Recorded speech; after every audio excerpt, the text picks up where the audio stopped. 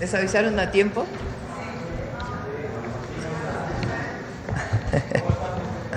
Bien, muy bien, buenos días a todas y todos, a todos los trabajadores y trabajadoras de México.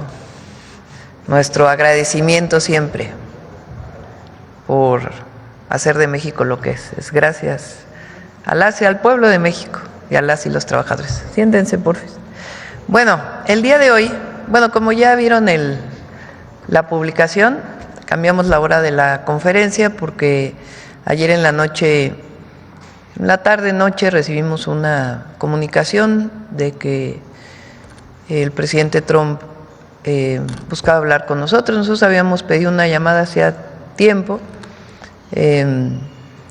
y entonces ayer nos hablaron de que hoy en la mañana a las 7:30 trataron de cuadrarse los horarios, pero no había manera, entonces decidí tomar la llamada a las 7:30, por eso se movió la conferencia. Fue una muy buena conversación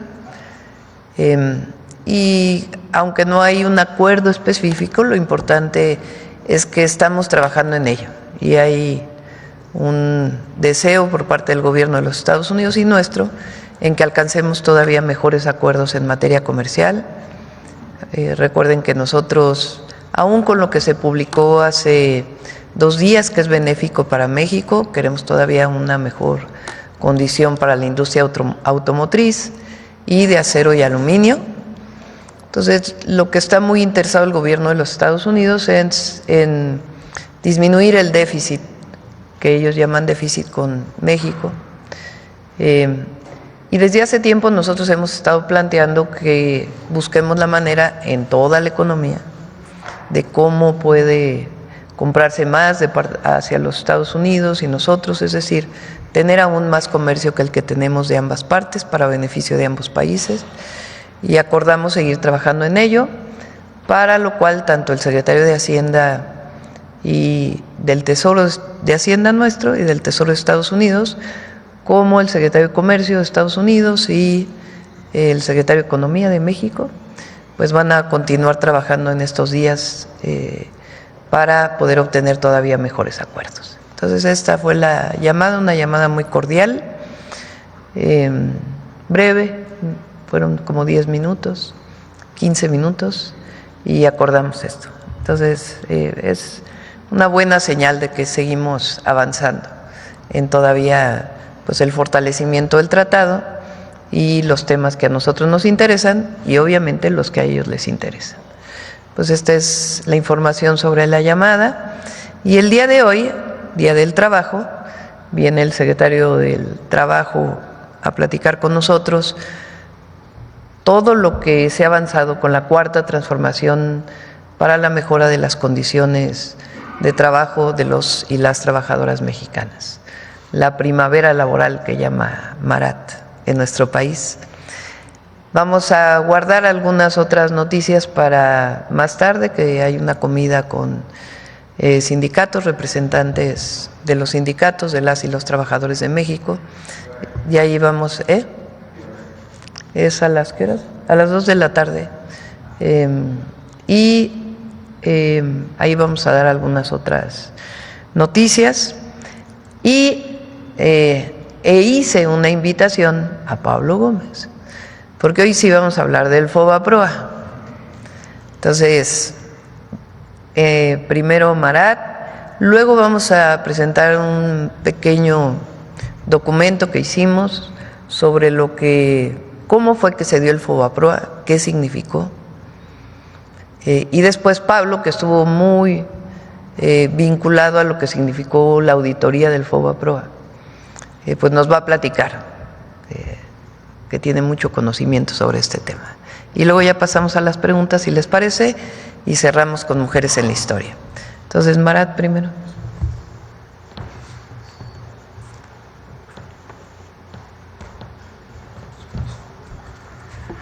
Con su permiso, Presidenta, muy buenos días a todas y todos. Me da mucho gusto estar en este espacio para compartir, pues primero, una felicitación, un reconocimiento a las y los trabajadores de México por su gran contribución al desarrollo nacional y también en este Día Internacional del Trabajo aprovechar la ocasión para destacar algunos de los logros, porque tenemos que decirlo, en los últimos años, tanto en el primer piso de la transformación como en el segundo piso de la transformación, se han tenido avances muy importantes en materia laboral, en la mejora de los ingresos de las y los trabajadores, también en las condiciones laborales, también restituyendo adeudos históricos que se habían tenido con estos sectores poblacionales, sobre todo los que fueron los más depauperados y precarizados en las políticas de la larga noche neoliberal, y en ese sentido también destacar que ha tenido un papel muy importante la política laboral en la reducción de la pobreza, que ha sido en ese sentido uno de los grandes elementos y contribuciones de la Cuarta Transformación a la vida nacional. En ese sentido, Presidenta, compañeras y compañeros de los medios de comunicación, me voy a permitir hablar de los avances que se han tenido en materia laboral. Esto, como ya mencioné, en el marco del Día Internacional de Trabajo. Y para comenzar, destacar justamente lo que hemos nosotros ya comentado. Vivimos un ambiente de primavera de los derechos laborales, de una ampliación que no se había tenido en décadas, y en ese sentido pues tenemos que destacar primero que, como ya ustedes lo conocen, el Banco Mundial recientemente señaló que México es el país de América Latina que más ha reducido la pobreza, esto con una disminución del 7%, estimando en ese sentido que son cerca de 9.5 millones de personas que salieron de la pobreza entre el año 2018 y 2024. Y esto pues también es achacable y muy fácilmente incluso detectable a partir de las políticas laborales. En esto ha tenido una contribución muy importante el ingreso laboral, que ha ido incrementándose en 19.2% en términos reales entre el año 2018 y 2024. También he de informar que recientemente se publicó en la Encuesta Nacional de Ocupación y Empleo correspondiente al mes de marzo, donde destaca que la tasa de desocupación alcanzó un mínimo histórico de 2.22%, que es la tasa más baja que existe en el registro de la NOE desde el año 2005. La última vez que se reportó una tasa cercana en ello fue en marzo de 2024 con un 2.28%. También comentarles que durante el primer piso de la transformación, el gobierno del presidente Andrés Manuel López Obrador, como saben, se dio un cambio en la política salarial del país, en el cual además no solamente se procuró que estuvieran los aumentos salariales por encima de la inflación, sino además se hicieron con importantes creces, y en ese sentido se dejaron atrás algunos de los mitos del dogma neoliberal, en donde se decía que el incremento salarial tendría impactos negativos en la inflación y en la generación de empleo, con lo cual, como digo, ya quedó atrás en el pasado esa creencia. En la Cuarta Transformación recibimos un salario mínimo de 88.36 pesos, y ahora en 2025 el salario mínimo en la zona general del país es de 278 pesos y en la zona libre de la frontera norte de 419.88. Estos incrementos han representado una recuperación del salario mínimo en términos reales, es decir, ya incluso por encima de la inflación, hablando de sí, de 134%. También se ha incrementado el salario mínimo de manera sostenida con los siguientes resultados. Mientras que en 2018 solo se podía comprar 0.8 canastas básicas, en 2025 el poder de compra, esto al mes de marzo, es de 1.8 canastas básicas, con el objetivo de la presidenta Claudia Sheinbaum, que ya lo estableció también, decirlo, tenemos que llegar a las 2.5 canastas, esto para el año 2030. Los incrementos de los salarios mínimos de 2019 a 2024 redujeron la brecha salarial de género, que esto es también una contribución muy importante a un tema que, pues, como saben, también ha sido muy dolido en el ámbito laboral por la brecha salarial que existe justamente en este ámbito, en el de género. El impacto es mayor en aquellos municipios en donde residen las mujeres más pobres, pues la brecha de género se redujo ahí incluso a un 66%. Los incrementos salariales se han dado en su mayoría a partir del consenso entre el sector obrero y empresarial, y esto es algo muy importante que destacar en la política laboral de la Cuarta Transformación. Estos avances se han dado a través del diálogo social con las y los empresarios, también con las y los trabajadores, y en ese sentido mucho de ello ha sido a través del consenso, Presidenta, y seguimos siguiendo con ellos sus instrucciones para lograr que estos avances sigan a través de esta ruta. Por la otra, conocen ustedes el programa Jóvenes Construyendo el Futuro, un programa, además de los más importantes, esto dentro de la política del bienestar de nuestro país. Ahora ya también es un derecho constitucional, como lo hemos presentado en otras ocasiones, y el programa está enfocado a atender a jóvenes entre 18 y 29 años que no estudian y no trabajan, para incorporarlos en capacitación en el trabajo, es decir, para que puedan aprender experiencia, habilidades, desarrollo de sus capacidades, esto en diversas unidades económicas, como pueden ser talleres, tiendas, comercios, negocios, a lo largo de un periodo de 12 meses en los cuales los jóvenes reciben, así también por parte del Gobierno de México, un salario mínimo, además de su incorporación al seguro médico del IMSS, con lo cual también se le está dando cobertura a este importante segmento poblacional que no contaba con este apoyo anteriormente. Al momento, desde principios del año 2019 a la fecha, han participado más de 3 millones de jóvenes, de los cuales 60% son mujeres, con una inversión también sin precedentes en la juventud de nuestro país de más de 139,000 millones de pesos. Esto dista muchísimo de lo que también durante 30 años de políticas neoliberales se apoyó a la juventud, en donde, pues, haciendo un rastreo de todos los apoyos que se dieron en su momento, fueron solamente 7,000 millones de pesos, y bueno, pues aquí el contraste del compromiso con la juventud de 139,000 millones de pesos. También, pues decirlo, como el apoyo económico que se da es vinculado al salario mínimo.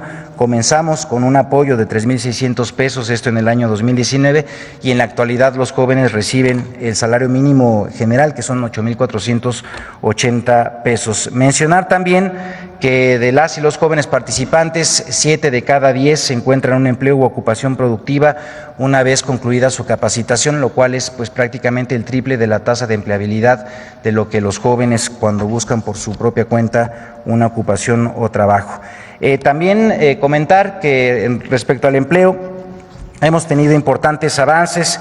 Esto justamente decirlos que a través del Servicio Nacional de Empleo, que es la oficina por parte de la Secretaría del Trabajo del Gobierno de México, donde se facilitan las vacantes de trabajo para los buscadores de empleo y también para las empresas que puedan publicar justamente los espacios que ofertan, pues hemos contribuido a que 2,4 millones de personas puedan estar vinculados a un trabajo, de los cuales, además decirlo, como ya mencionamos también anteriormente, 162,179 personas han sido en los meses que corresponden al gobierno de nuestra presidenta, la doctora Claudia Sheinbaum, con ello también contribuyendo al buen ambiente laboral que ya destacamos.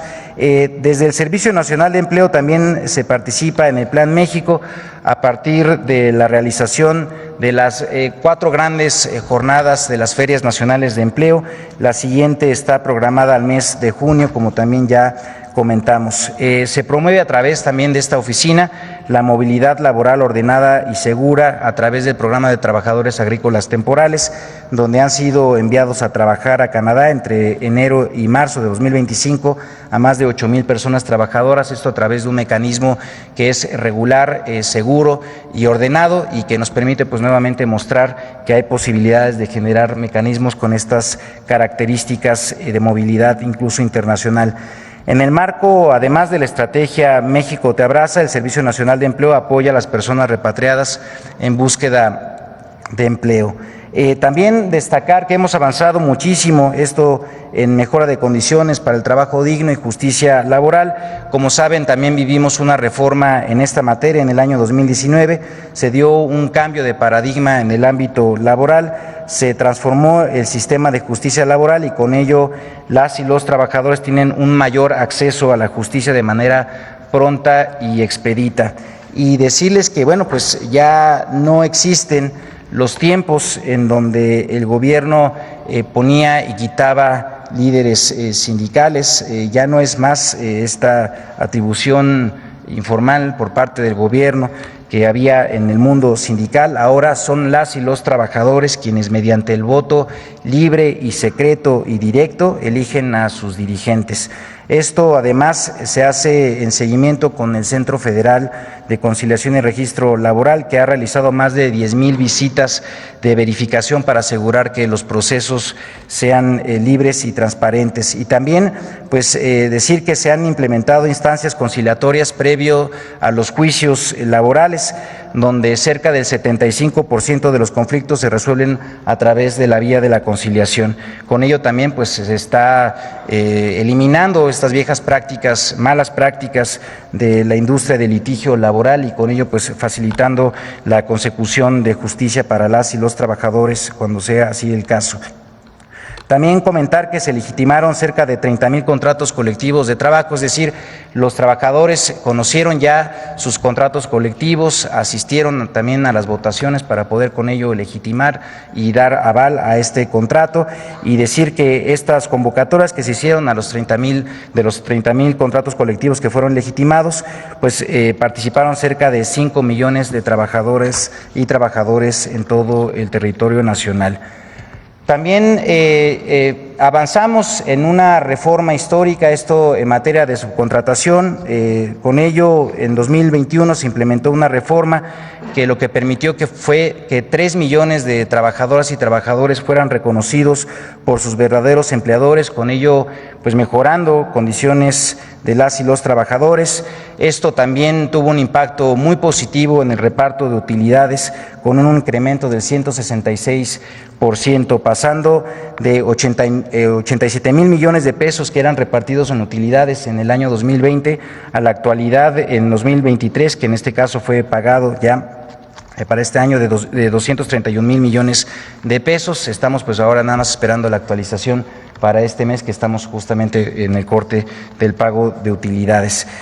Por otra parte, también comentar que, siguiendo los compromisos de nuestra presidenta, avanzamos en un cumplimiento del compromiso 59 de los 100 compromisos del segundo piso de la transformación, y comentarles que el pasado 24 de diciembre del año 2024 se publicó en el Diario Oficial de la Federación la reforma a la Ley Federal de Trabajo en materia de plataformas digitales. Con esta reforma estamos justamente avanzando para cumplir que cerca de 272,000 personas que se tienen en registro, personas trabajadoras en plataformas, puedan ser reconocidas como trabajadoras y trabajadores subordinados. Se trata en ese sentido de una regulación innovadora que garantiza los derechos a todas y todos los trabajadores sin impactos en el modelo de negocio, que es además muy innovador. Y también comentar que quedan resguardados los derechos de los trabajadores que participan en estas plataformas, es decir, siguen definiendo ellas y ellos los horarios de trabajo y también cuándo conectarse para trabajar.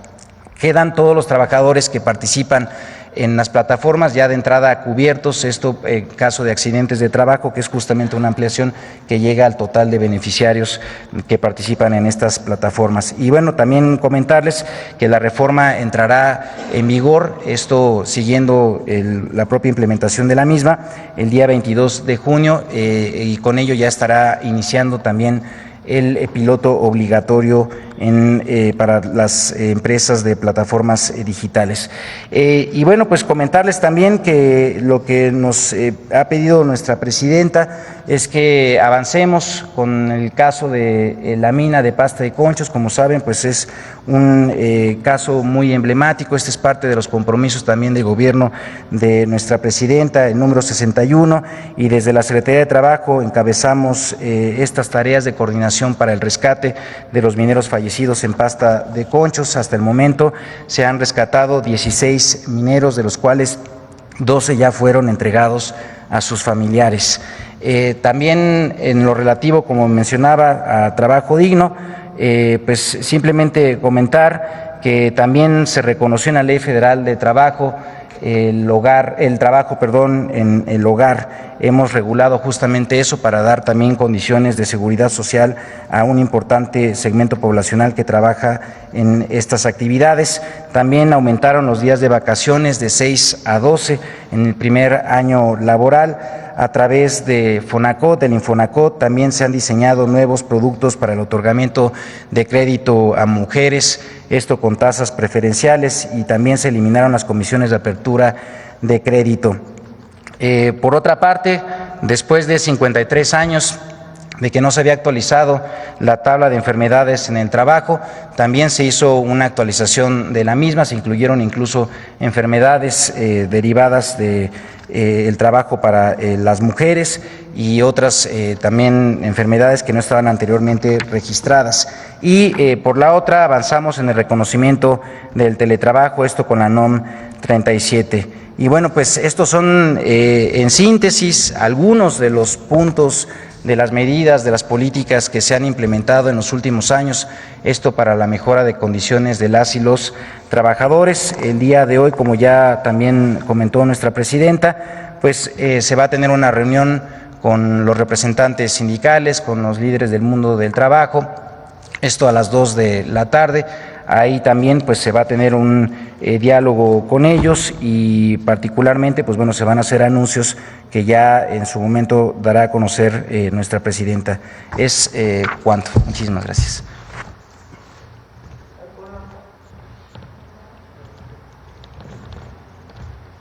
Antes de pasar a FOBAPROA, quiero enseñarles una gráfica de un reporte que salió el día de ayer. Eso es lo que está antes, a ver si pones la gráfica, espérame, es elaboración propia con datos de State of the Global Workplace, estado de Workplace, ¿cómo se traduce? Del espacio de trabajo global 2025 de Gallup. Y a ver, pon el original, la tabla. Arriba. Dice, imagine una escalera con escalones numerados del 0 en la base al 10 en la cima. Supongamos que la cima de la escalera representa la mejor vida posible para usted y la base la peor. ¿En qué peldaño de esa escalera diría que se encuentra en este momento? Esto es una encuesta que le hizo Gallup a trabajadoras y trabajadores de todos estos países. A modo de estimación, ¿en qué peldaño cree que se encontrará en el futuro, digamos, dentro de 5 años? Bueno, en este peldaño México sube 7 y está en el segundo lugar. O sea, en una encuesta a las y los trabajadores mexicanos y de todo el mundo, de en qué lugar se encuentra de acuerdo a su evaluación de vida, pues México está en el segundo lugar. Y si consideramos el G20, que es la otra gráfica que ya es elaboración propia, o sea, se sacan los países del G20, México está en primer lugar. Esta es una evaluación de una encuesta de las y los trabajadores, comparado con la evaluación de los trabajadores de otros países. A ver si se los compartes con él. Bueno, ahora sí vamos al FOBAPROA. Vamos primero al documento y luego vamos a, sí, el video, y luego vamos con Pablo.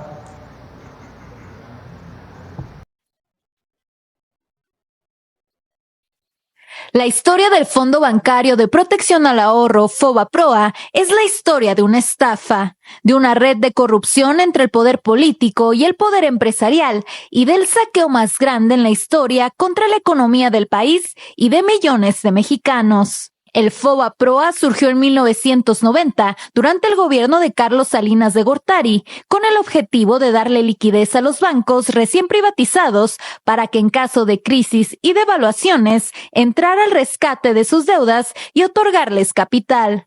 Originalmente el FOBAPROA era un fideicomiso privado administrado por el Banco de México.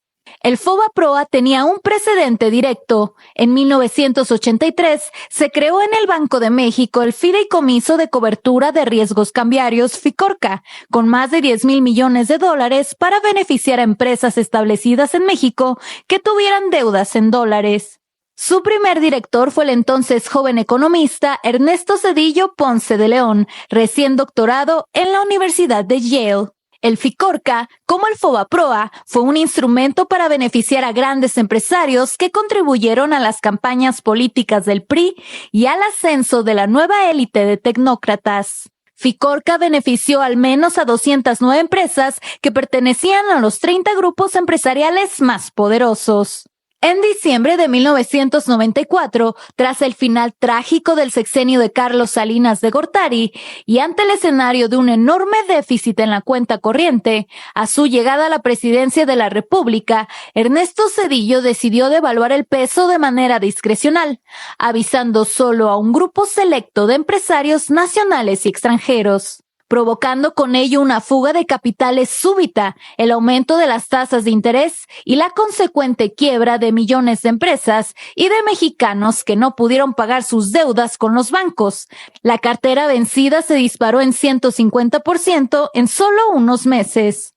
El efecto fue tal que entre 1994 y 1996, la población en pobreza aumentó en 17 millones de personas, para sumar un total de 64 millones de personas en pobreza. Como consecuencia del error de diciembre, durante ese sexenio la moneda mexicana perdió más de la mitad de su valor, pasando de 3.4 pesos por dólar a 9.4 pesos por dólar. El gobierno de Ernesto Zedillo decidió endeudarse con 50,000 millones de dólares frente al gobierno de Estados Unidos y del Fondo Monetario Internacional, elevando a 164,000 millones de dólares la deuda externa, cifra sin precedente en la historia del país. Zedillo firmó una carta de intención con el FMI para acelerar el proceso de privatización de empresas estatales, elevar las tasas de interés de manera inusitada, lo que provocó la quiebra de cientos de miles de familias y generó el famoso efecto tequila de la recesión económica mexicana. El único rescate aprobado desde el exterior y operado por el gobierno de Zedillo fue a los grandes empresarios y a la banca en quiebra, que fue el antecedente para que grandes bancos extranjeros se quedaran con la banca mexicana. Con el pretexto de evitar una crisis financiera mayor, Zedillo ordenó comprar la deuda privada de bancos y empresas en forma de pagarés que se canalizaron al FOBAPROA, equivalentes al 11% de toda la economía mexicana. En el verano de 1998, con el apoyo de los votos del PAN y del PRI en el Congreso, la administración zedillista convirtió esa deuda privada en deuda pública y el FOBAPROA pasó a ser el Instituto para la Protección del Ahorro Bancario, IPAB, en beneficio directo de bancos como Bancomer, Inverlat, Banamex, Unión, Santander Mexicano, Serfín y Banpaís. La deuda original de 552,000 millones de pesos se convirtió en deuda pública. Al cierre del 2000, el último año del sexenio de Zedillo, esa deuda había crecido a 705,000 millones de pesos y en 2023 ascendía a 1,096,877.7 millones de pesos. En un cuarto de siglo, creció más de 100%, aunque ya se habían pagado más de 1,376,000 millones de pesos solo en bonos del IPAB. Se trata del saqueo más grande a las arcas mexicanas y un acto de corrupción que contó con el apoyo de legisladores del PRI y del PAN en contubernio con grandes empresarios y políticos que se beneficiaron directamente de este proceso. No fue casual esta complicidad. Entre los empresarios beneficiados están varios políticos del PRI y el PAN, cuyas empresas se beneficiaron del FOBAPROA, como Vicente Fox, Fernando Senderos Mestre, el regiomontano Fernando Canales Clariont, José Eduardo Robinson Burs Castelo o los empresarios políticos Carlos Hank Ron, que donó 25 millones de dólares a las campañas electorales de Zedillo y de Roberto Madrazo en 1994, o los casos más conocidos de Carlos Cabal Peniche, Fernando Laquenau Rocha y Ángel Isidoro Rodríguez, y grupos empresariales importantes vinculados con Pablo Escandón Cusi, Manuel Gómez Daza Rangel, Claudio X González Laporte, Agustín F. Legorreta Chaubet, la familia Ballesteros, Valentín Díez Morodo, David Peñalosa, Ricardo Salinas Pliego y Enrique Molina Sobrino. El FOBAPROA fue el modelo para otros rescates discrecionales, como el carretero de 1997, que costó más de 165,000 millones de pesos, o el rescate azucarero de 27 grandes ingenios por más de 30,000 millones de pesos.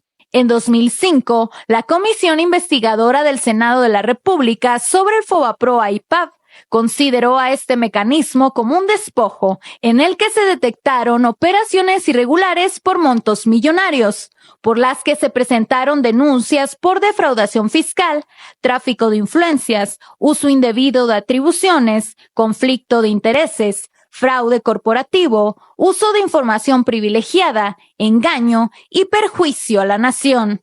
Hasta Carlos Salinas de Gortari, ex jefe de Cedillo y padre del neoliberalismo, calificó al FOBAPROA en su libro La década perdida como una capitulación y entrega de áreas fundamentales de la economía a extranjeros. Pablo.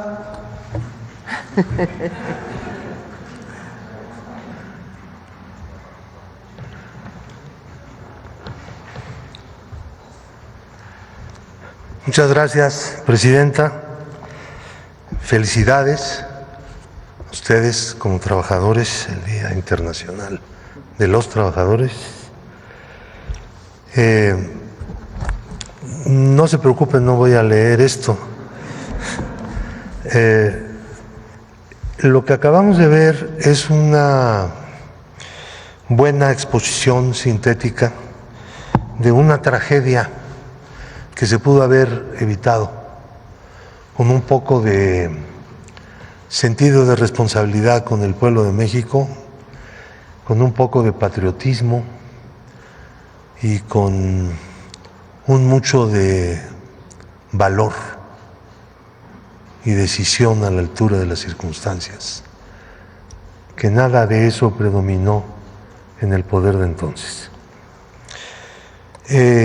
La tendencia hacia la salida de capitales del país empezó a principios del año electoral, pero no se debió al hecho de que iba a haber elecciones, sino de la situación de la economía y de la política de Carlos Salinas de contener de manera artificial el tipo de cambio. Esto generaba un impulso hacia la salida de capitales de los dueños del dinero, que buscaban pues ciertas garantías del mantenimiento del poder adquisitivo de sus fondos. Esto fue advertido no solamente por economistas, sino también por uno que otro empresario. El gobierno consideraba que no debería actuar con fuerza frente a esta tendencia porque iba a haber elecciones. Ese era el argumento principal, que después de las elecciones ya se iba a componer todo. Después de las elecciones las cosas se empeoraron muchísimo más por la presión. Durante esta época, este periodo, los bancos daban créditos quirografiarios, es decir, sin ningún respaldo, nada más con la pura firma del que recibía el crédito. Créditos millonarios, créditos a personas relacionadas con los bancos, es decir, accionistas, altos funcionarios de los bancos, parientes de los gerentes. Hicieron un reparto de créditos baratos por muchos millones de pesos. Esto está documentado. ahora vamos a hablar de eso.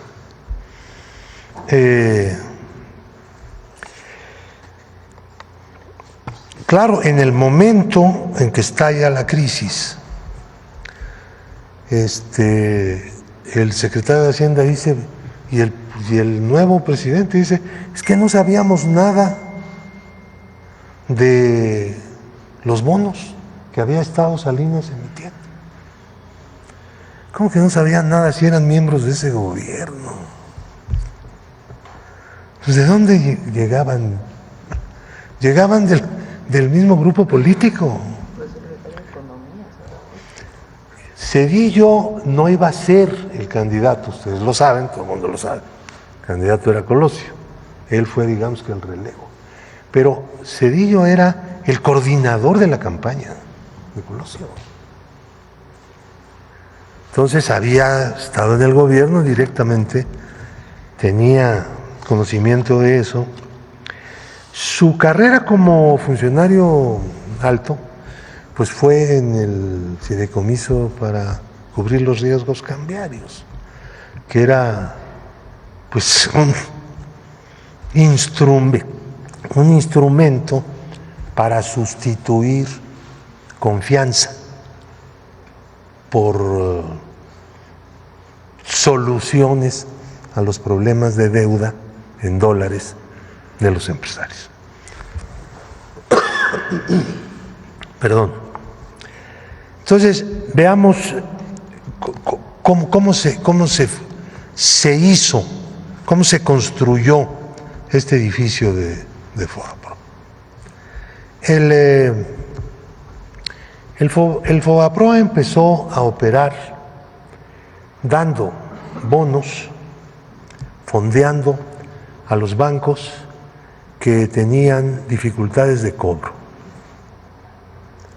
Una cantidad enorme de créditos que estaban en cartera vencida y que el FOBAPROA asumía a cambio de bonos que se le entregaban y entraban al activo y al patrimonio del banco.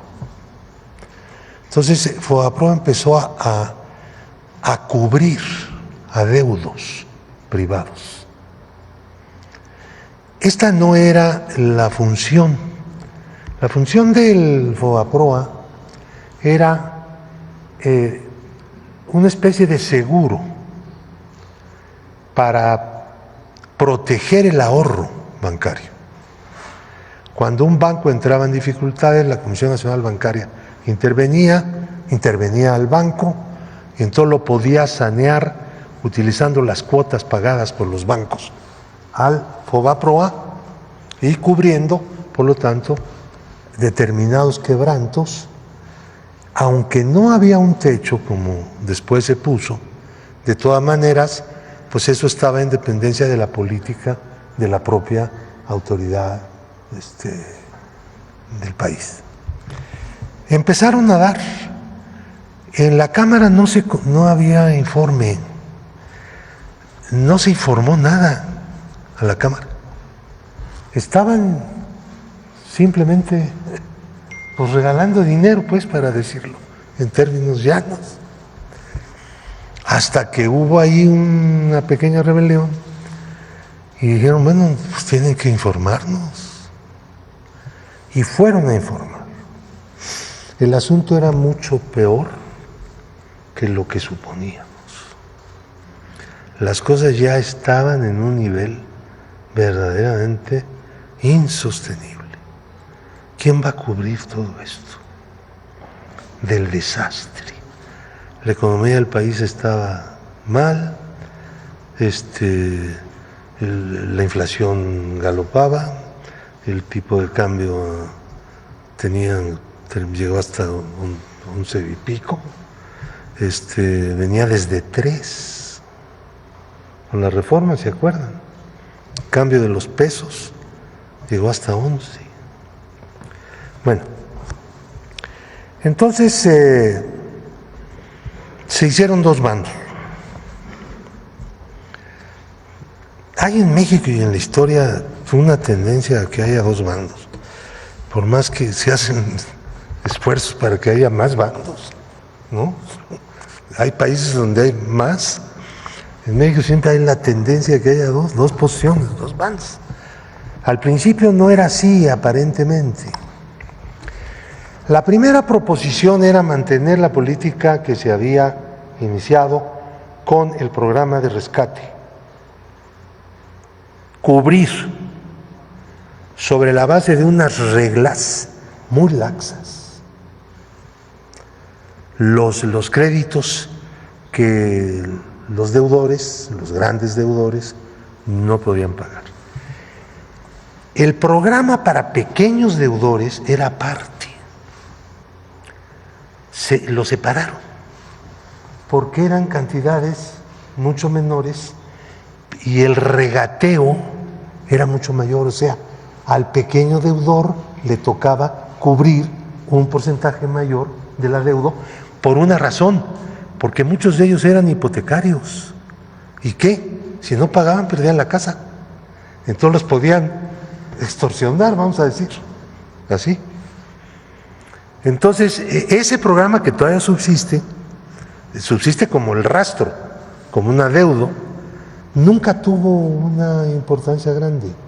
Ellos presumían mucho de su programa de pequeños deudores, pero les salió baratísimo y los pequeños deudores pues tuvieron que pagar una buena parte. Los grandes deudores, pues no, así no fue la historia. Era muy laxa la norma. Entonces, la segunda propuesta era que el gobierno de México asumiera acciones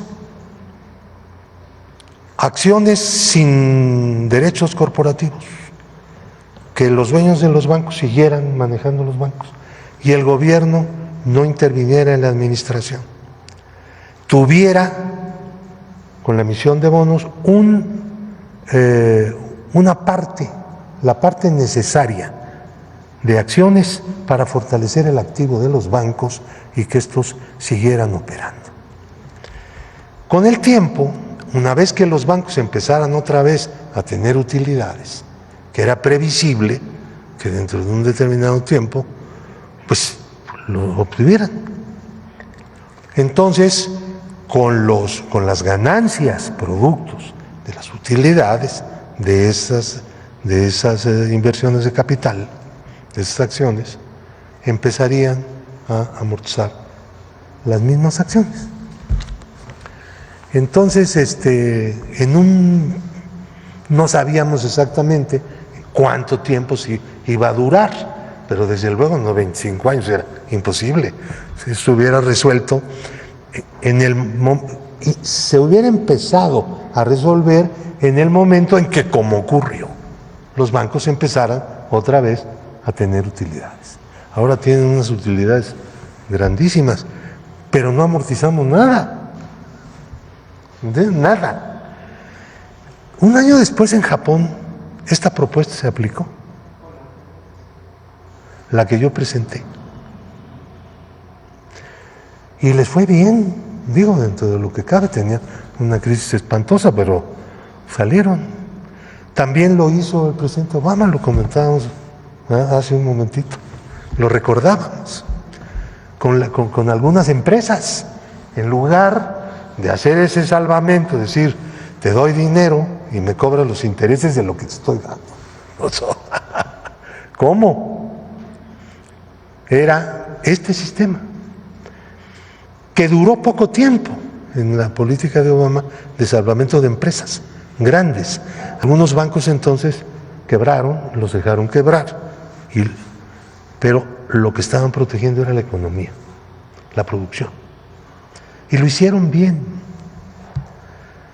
Bueno, del mundo entero, el que peor lo hizo fue México, que es una cosa muy fea. Porque ahí está la deuda. Dicen algunos políticos del viejo régimen, que la deuda de un país no se paga nunca. ¿Cuál es el problema? ¿Cierto? No se trata de eso, no se paga nunca. ¿Saben por qué? Porque se paga todos los días. Porque nadie se hace pobre por deber, se hace pobre por tener que pagar los intereses de lo que debe. Esa es nuestra historia, es nuestra realidad, porque el pasado nos persigue cuando las cosas que se hacen son de una profundidad dañosa inmensa. La auditoría. Vamos a aterrizar ahí. Bueno, entonces había dos proposiciones. La proposición que ganó, el PAN estaba ahí nadando y finalmente pues, no era cierto. Estaba en la misma propuesta. Reconocer la deuda de FOBAPROA. Y la nuestra, en esa época, el presidente del PRD era Andrés Manuel, justamente. Yo la presenté y dije, bueno, esto que acabo de explicar. Es importantísimo tener presente que había dos propuestas, que no era fatal reconocer la deuda. El Congreso tiene la facultad de reconocer la deuda, pero las deudas no se pueden contraer si no son para inversiones que generen ingresos. Eso dice la Constitución. ¿Sí? Aceptar la deuda era inconstitucional. Bueno, dice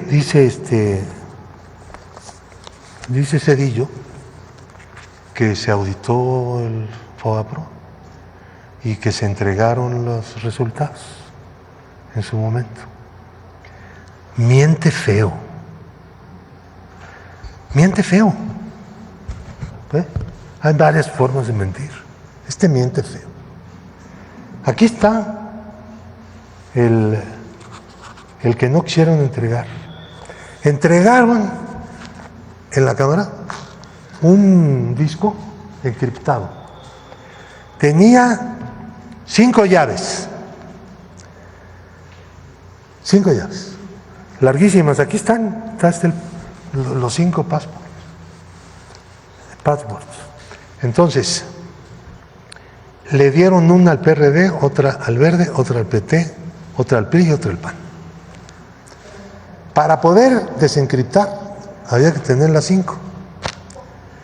Nosotros, después de una acción política, tomando en cuenta que los candidatos, tanto del PRI como del PAN, pues tenían que dar respuesta a la exigencia de que dónde está la llave del disco, ¿no?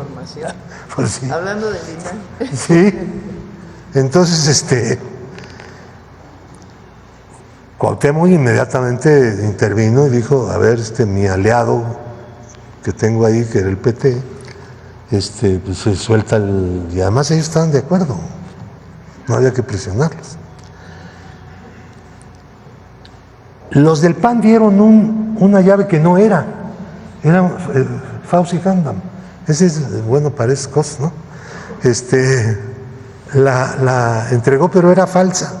Entonces se generó un conflicto interno en el PAN, diciendo, pero ¿qué les pasa? Estamos en vísperas de una elección y ustedes jugando con esto. Entonces entregaron la llave. Entonces ya teníamos 4 llaves, pero imposible de abrir. Hacíamos cuentas y nos tardamos un año con las máquinas que teníamos. Entonces le pedimos ayuda a un científico bueno para estas cosas y empezó a trabajar y avanzó algo en la descriptación o desencriptación. Pero de repente dijo, oye, yo ya no puedo trabajar más, pues tengo muchas cosas y ya me tengo que detener. Entonces el jefe, el ciberjefe que teníamos en el grupo parlamentario, Hilario Juárez, se puso a trabajar a partir de lo que su amigo ese científico, son egresados de la Facultad de Ciencias, son físicos, y se tardó también un poco, y trabajaba Y un día, ¡wow!, apareció lo que estaba encriptado, apareció el reporte de la auditoría con los créditos que consideraban pues crimen, delito. Lo subimos a la página, ¿no?, para que cualquiera lo pudiera consultar. Este documento fue público. Estuvo en la página de la Cámara meses. Cuando vino el cambio ahí de presidencia, llegó una priista a ser presidenta de la Cámara, ordenó que quitaran eso, por favor. ¿Qué es eso? De tener ahí como trofeo este documento que se negaban a entregar, a abrir. Tiene aviso de confidencialidad. Este disco CD-ROM contiene la lista completa de las operaciones reportables identificadas durante la ejecución del programa para la evaluación integral de las operaciones del Fondo Bancario de Protección del Ahorro y en el saneamiento de las instituciones financieras de México. Acércate al micrófono. Perdón. Súbele. Perdón. Entonces dice, al momento en que usted tenga acceso a la información confidencial, lo que leías cuando desencriptabas, ¿no? Pero ya llevábamos meses en esto. Y se negaban a entregar. Dice, mediante el uso de las claves o contraseñas contenidas en los sobres adjuntos, se obliga a, 1, preservar la confidencialidad de la información confidencial. Vaya. 2, utilizar la información confidencial exclusivamente para los fines previstos en los artículos 5 y 7 transitorios de la Ley de Protección al Ahorro Bancario, que ya se habían adelantado protegiendo esto, ¿no? Y abstenerse de divulgar por cualquier medio la información confidencial. En caso de que la información confidencial llegara a estar en el dominio público, las instituciones de crédito y sus clientes podrían sufrir daños irreparables. ¿Pues cuáles? Que los metieran a la cárcel. No los iban a meter a la cárcel. Ya estaba todo planchado. Como no los metieron, Ahí traigo otro documento. Si llegara a divulgarse por cualquier medio la información confidencial, podrían verse afectadas ciertas investigaciones de carácter administrativo y judicial. Al contrario. Esta era la presión para el MP, pero no funcionó. Ellos tenían el MP. Michael McKay, o McKay, como quieran, no acepta responsabilidad alguna por cualquier daño o prejuicio causado a terceros como consecuencia del uso o revelación indebida de la información confidencial. Y aquí está la lista. Bueno, quiero decirles que esto que no querían entregar, en efecto no es una cantidad muy grande, pero sí más o menos pesada. El problema es que esto violaba la regla laxa de ellos mismos. No obstante lo cual, cubrieron estos créditos. La regla de ellos era impresionantemente favorable para los grandes deudores, los empresarios y todo eso, especuladores. Esto estaba fuera de ellos y nunca pudieron explicar por qué Fobaproa en su comité que tenían aprobó esto. Nunca. No dieron la menor explicación. Saben que esto no iba a ser conocido nunca con el sistema del encriptamiento con 5 llaves, ¿no? Con el PRI que dijera no. Yo le mandé decir a la Bastida en aquel entonces, a través de una persona que trabajaba con él y que en algún momento trabajó conmigo en el PSUM, que nos diera la clave, la llave. que eso era lo mejor para el país, para todo el mundo. La transparencia más elemental. Me mandó decir que no. No sé si porque no podía o porque no quería o por las dos cosas. Eso nunca lo dijo, se hizo el desentendido. Este documento se conoció en su momento. Se está negando su existencia. Cedillo está diciendo que se entregó el resultado de la auditoría abiertamente en el momento. El resultado de la auditoría que entregaron es este, donde está la historia, lo que hicieron, más o menos la política que llevaron a cabo, pero también la crítica de la política económica del gobierno, sobre todo bancaria, de aquella época. Está incluido aquí.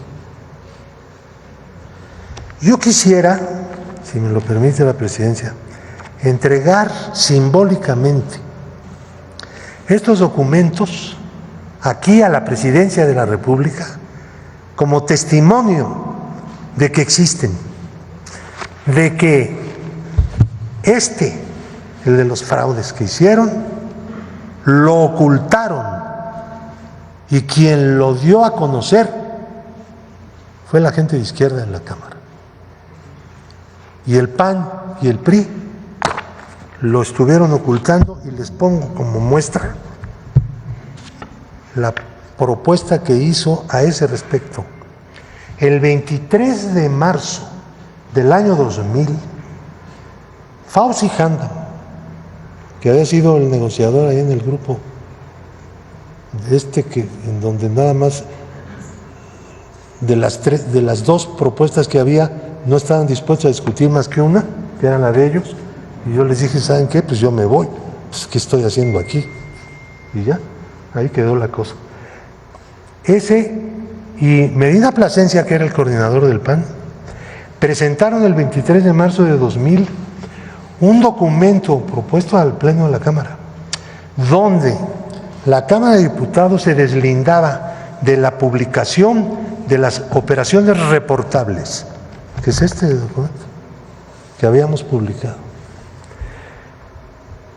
y declaraban que solo el IPAB puede darle un uso. O sea, ellos mismos, que se habían dividido entre el PRI y el PAN la integración de los consejeros del IPAB. O sea que ya estaba todo bien planchado. Luego hay un reporte que traigo aquí dejo todo, en donde está la cuenta de las carpetas de investigación que se abrieron, muchos de los cuales, ahí viene la historia, obtuvieron amparos y ejecutorias de amparos en tribunales colegiados de circuito. Otros desistimientos de la acción penal, declarando el Ministerio Público que la conducta que se les había atribuido no era delito. Una maravilla, ¿no? Yo lo dejo aquí en la presidencia de manera simbólica para desmentir que la adhesión del gobierno de Cedillo era que la auditoría fuera transparente. No, la decisión fue que no lo fuera.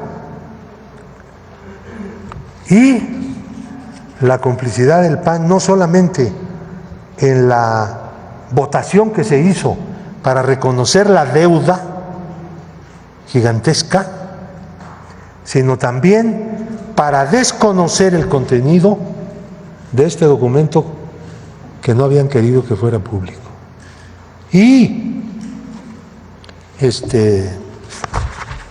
ahora no sé qué es lo que van a decir, pero como de simbolismo también está hecha la lucha política, que conste que esto se lo volvemos a presentar al pueblo de México a través de su presidenta como un testimonio de lo que hicieron innecesariamente para proteger los intereses de los grandes ricos y poderosos de este país. Gracias.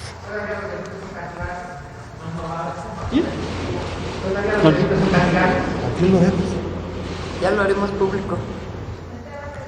Espérenme nada más. Espérense tanto.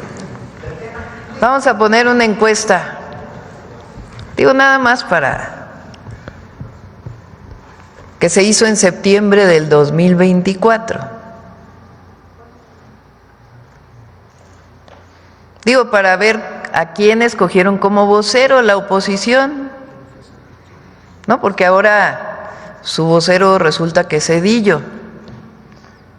Pues miren nada más el vocero que escogieron. La encuestadora Encol preguntó el 24 de septiembre del 2024, de los siguientes personajes que le voy a mencionar, dígame por favor para usted quién ha sido el mejor presidente.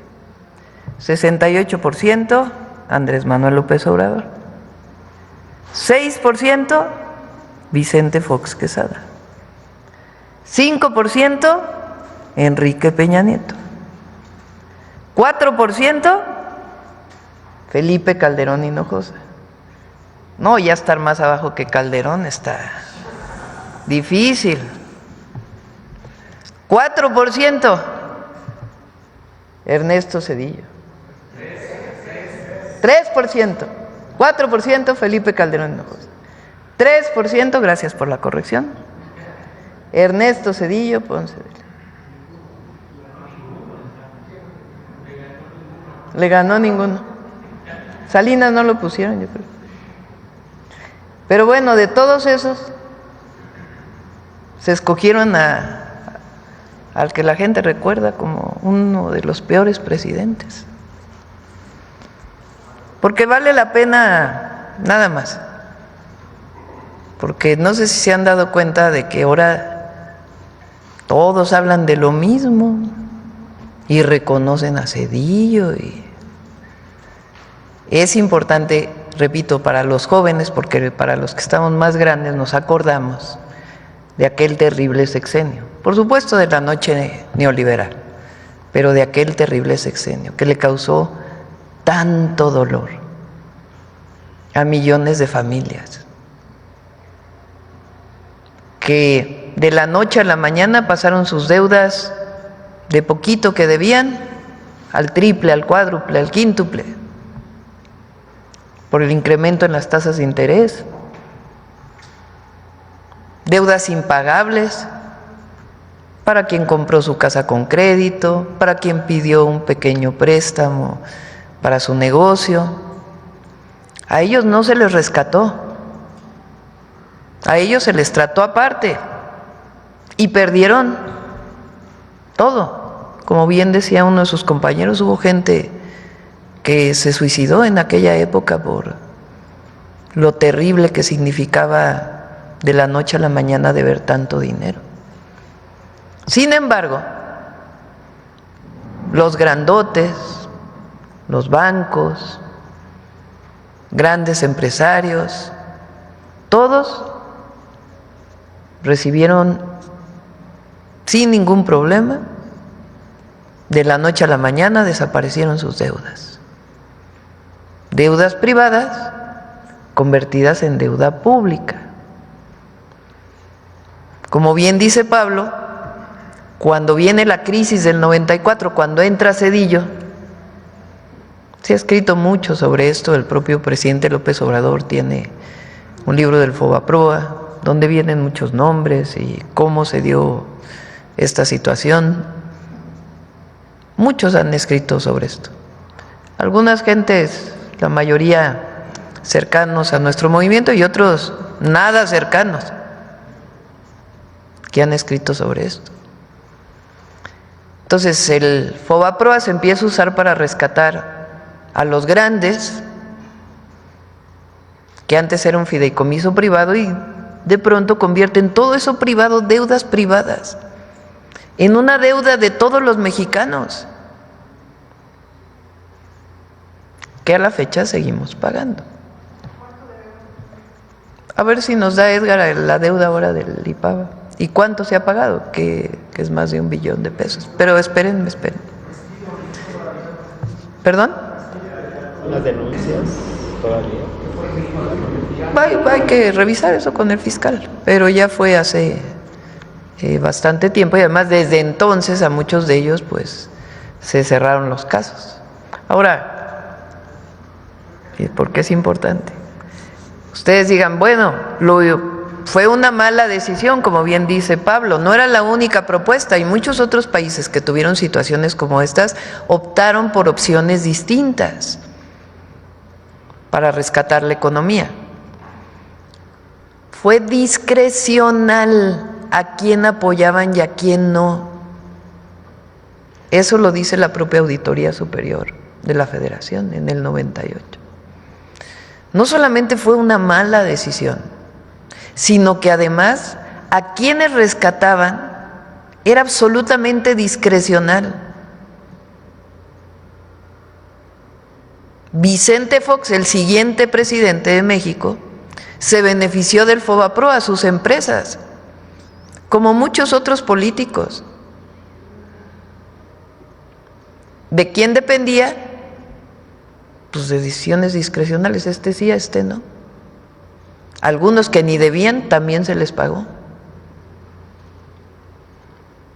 ¿Hubo transparencia? No. Entonces sí vale la pena recordar lo que fue aquella época. Mañana vamos a hablar de las represiones durante el sexenio de Zedillo. Ahora, sobre lo que dice Zedillo, bueno, es que ni vale la pena. ¿Qué es autoritarismo que el pueblo de México elija al Poder Judicial? Bueno, se cae por sí solo el argumento. ¿Cómo que cuando elige el pueblo es autoritario?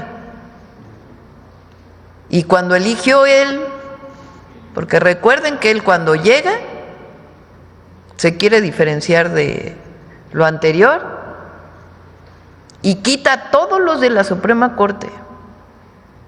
Votan el PRI y el PAN juntos. A todos los quita, cambia la Constitución y elige a 11, ¿no? ¿Quiénes estaban ahí? ¿Quién los eligió? Él. Él los decidió porque él los propuso al Senado y el Senado los votó. Entonces, ¿cómo eso no es autoritarismo? Y que elige el pueblo la Corte es autoritario. ¿Cómo eso es destruir la democracia? Ahora sí que alguien me explique. ¿Cómo es que cuando decide el pueblo es autoritario y cuando decide uno solo es democracia? ¿Quién decidió quién se beneficiaba del FOBAPROA? Él y los suyos. En todo lo demás hay transparencia, pero además pues hay nomás las comparaciones y el reconocimiento del pueblo de México. Bueno, ahora sí vamos a las preguntas del tema. Vamos a ver. Por acá primero.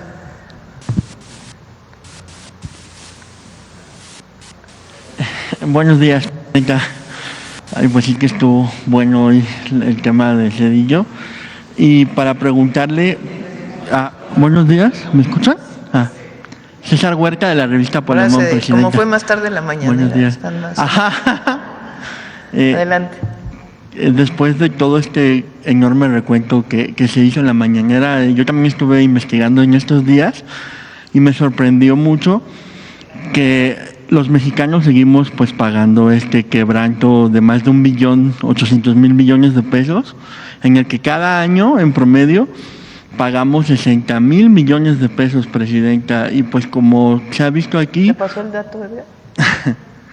El creador de este saqueo pues fue sin duda Ernesto Zedillo. Presidenta, la gente pues en las redes se pregunta si todavía puede ser castigado Ernesto Zedillo penalmente por esto, si es viable, o si con lo que pasó de la consulta del juicio a los expresidentes pues ya se cerró el tema y va a seguir impune Zedillo.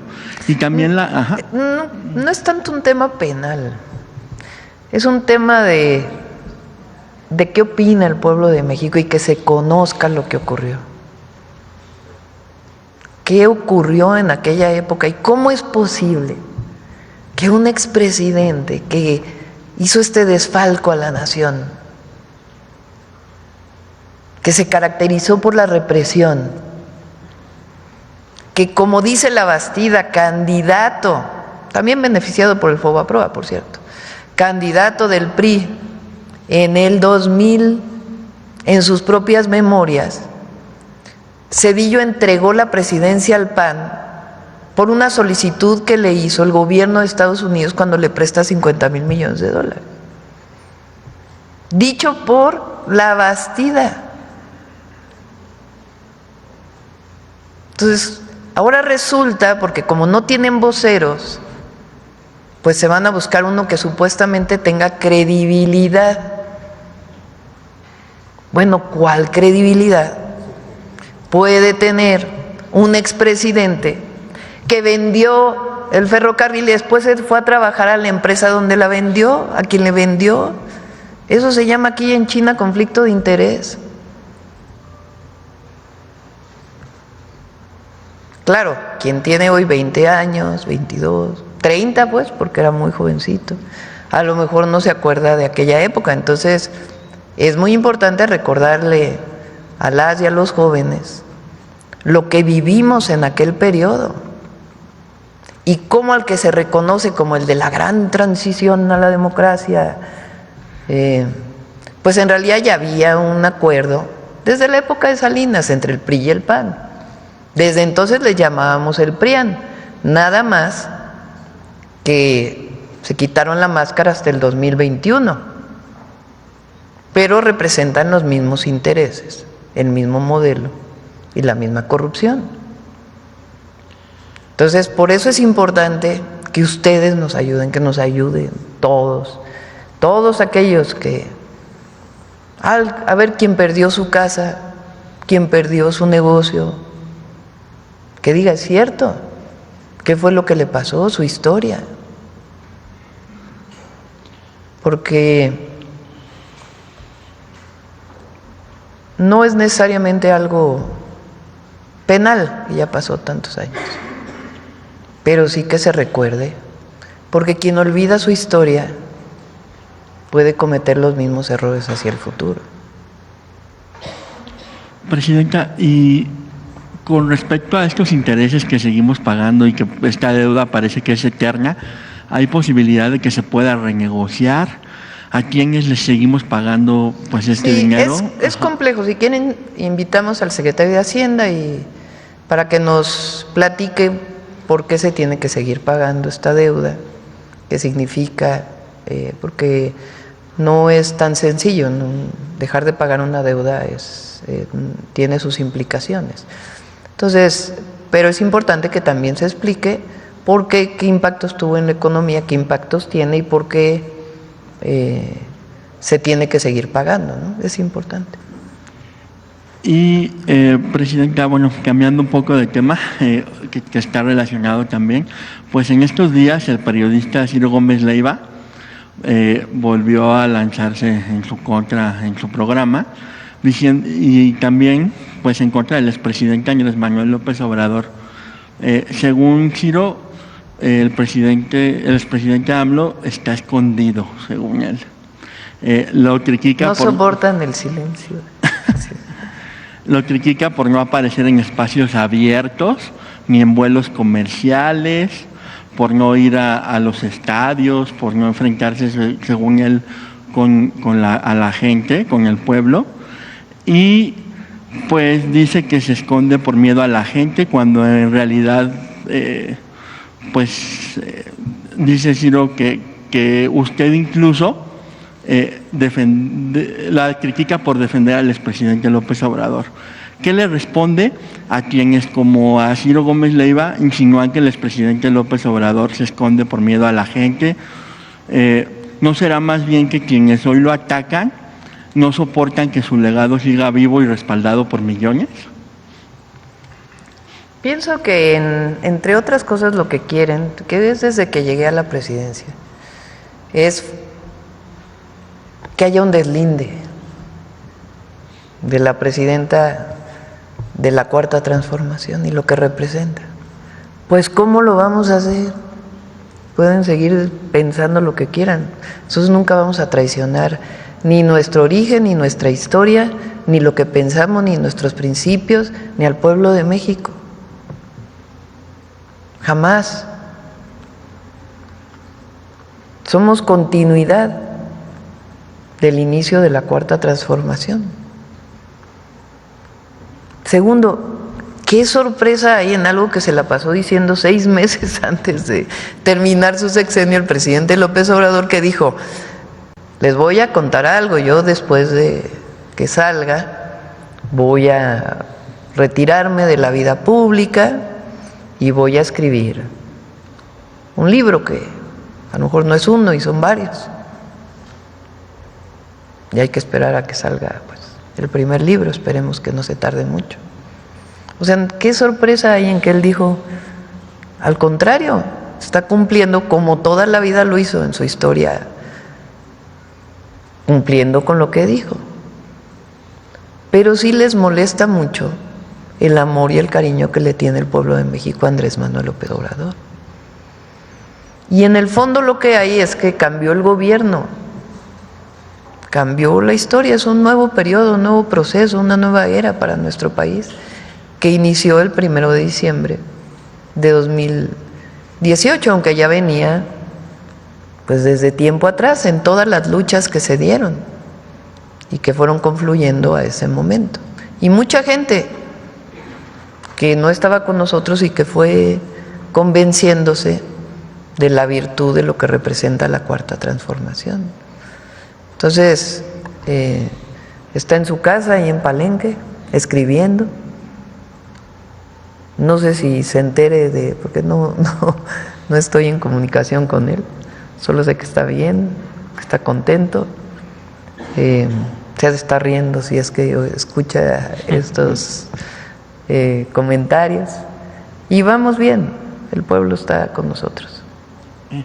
Y presidenta, hace unos días Pedro Sola, un comentador de espectáculos de TV Azteca, afirmó que los únicos que deben de votar son quienes pagan los impuestos, porque según él, quienes no pagan son los que reciben limosnas del gobierno y por eso votan por el gobierno.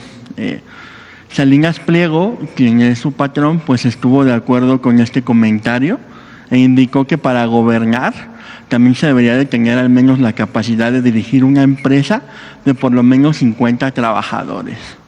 Pues dice él que hoy llega al gobierno puro ignorante que cree que el dinero se da en los árboles o crece en los árboles.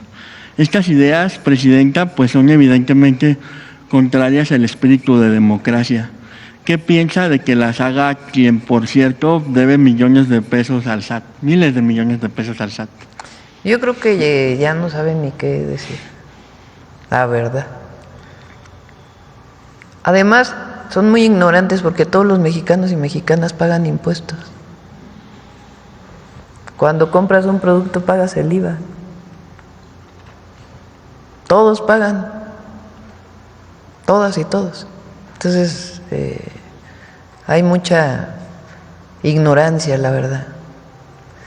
Y segundo, mucho racismo y mucho clasismo. ¿Qué decimos nosotros? Solo que cumplan con la ley. Porque eso sí, se llenan de discursos del Estado de Derecho,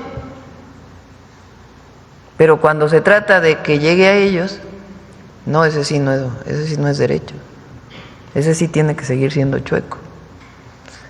O se llenan de discursos hablando de libertad, pero cuando algún compañero de ustedes saca algo en su contra, no, entonces sí que no haya libertad, porque eso sí está muy tremendo. Entonces hay mucha hipocresía. Pero miren, que haya libertad de expresión, es lo más importante, que siga habiendo libertad de expresión.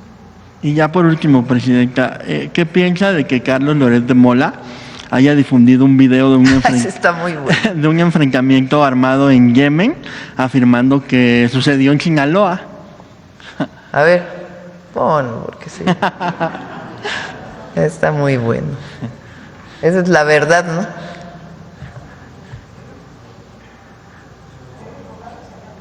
No tiene sonido, a ver, vuélvanlo a poner para que se escuche. Entre la chapiza y la maquiza.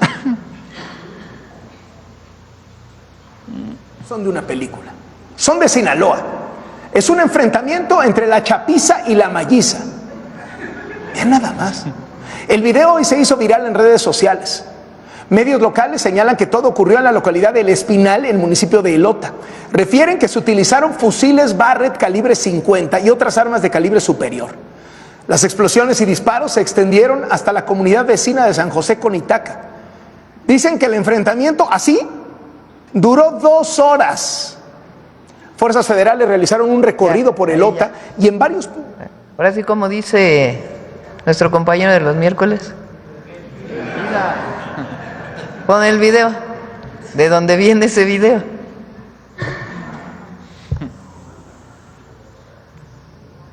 Hace un mes. Yemen, Sinaloa.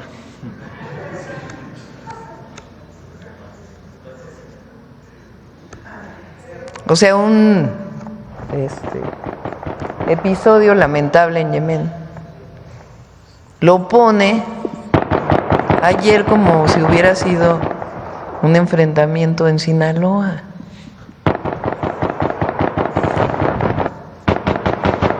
Y luego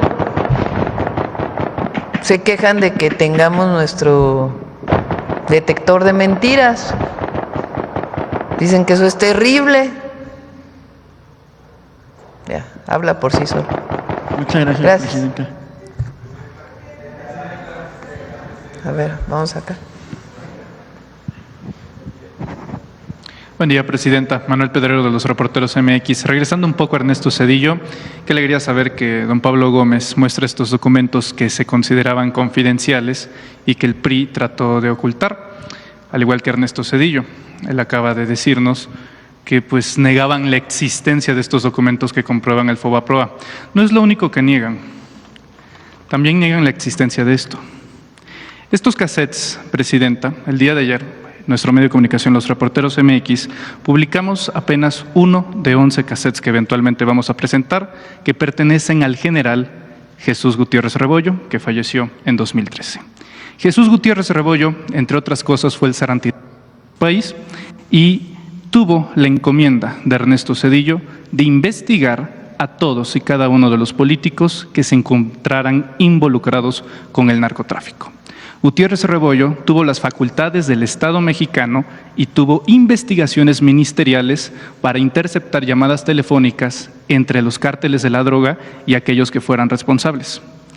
Esto no es si es real o no, no, sí existió y están en los expedientes judiciales, que también debe de decir que están en nuestro poder, en donde se comprueban que hubieron llamadas telefónicas en donde se involucra a Nilda Patricia Velasco de Zedillo, la esposa de Ernesto Zedillo Ponce de León, sosteniendo conversaciones con los líderes del cártel de Colima. Hay que recordar que ella es justamente de Colima. ¿Quiénes eran los líderes de este cártel de la droga? Adán Amezcua Contreras, Jesús Amezcua Contreras, y en esos entonces eran considerados los reyes de las metanfetaminas, de las pastillas. En estas conversaciones, Nilda Patricia Velasco habla en clave y se refiere, entre otras cosas, a la creación de narcolaboratorios. Por ejemplo, en estas conversaciones que ya están públicas en redes sociales, se le escucha diciendo restaurante, haciendo referencia a un laboratorio, mesero, haciendo referencia a un distribuidor de drogas, papeles, haciendo referencia a dinero. Estas llamadas que interceptó Gutiérrez Rebollo la puso en su momento a disposición de sus superiores. De estos cassettes, presidenta, antes existían 4 copias. De los 11 multiplicados por 4 habían 4 copias. Uno los tuvo la Presidencia de la República de Ernesto Zedillo, otro el Ejército Mexicano y eventualmente otro la Procuraduría General de la República. Cuando se presentaron, ¿sabe qué pasó? Desaparecieron. Los creyeron destruidos. Gutiérrez Rebollo le dio estos cassettes, esta última 4ª copia, a su hermano y le pidió que si algo le pasase al general Rebollo se los diera a su hijo. Terminamos haciéndonos del poder de estos cassettes, que debo de decir que ya se encuentran totalmente digitalizados, que están dentro del expediente. No es una situación de si son veraces o no, no, están dentro del expediente judicial, certificados dentro del propio Estado mexicano. A Gutiérrez Rebollo le inventaron que fue protector de Amado Carrillo Fuentes. Cabe destacar que la única vez que Amado Carrillo Fuentes fue detenido en este país fue por Gutiérrez Rebollo, incluso mucho antes de que Amado fuese conocido como el Señor de los Cielos. Cuando fue detenido Carrillo Fuentes, 5 gobernadores de ese entonces llamaron al general Rebollo para preguntarle si tenía detenido a Amado Carrillo y si lo podía liberar. El personaje que fue el encargado de llevárselo a las autoridades competentes fue Javier Cuello Trejo. El general Rebollo le dijo que si los dejaba libre iba a haber consecuencias, ya que ese señor era un alto capo de la droga. Ernesto Zedillo se ensañó con el general Rebollo y secuestró la noche del arresto del general Rebollo a sus familiares, a su esposa, a sus hijos menores de edad.